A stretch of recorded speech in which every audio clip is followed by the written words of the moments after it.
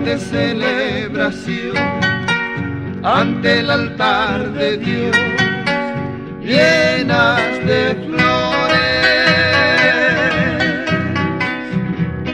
la blanca novia recibe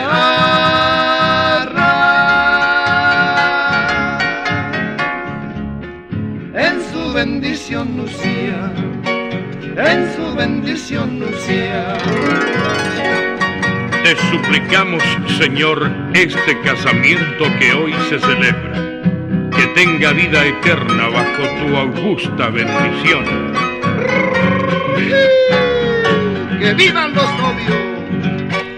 Y que contento están, ya son marido y mujer, hechos cumplidos, todas promesas,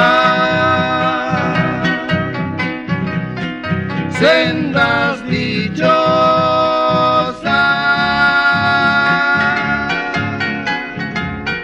llena de felicidad, llena de felicidad, llena de felicidad.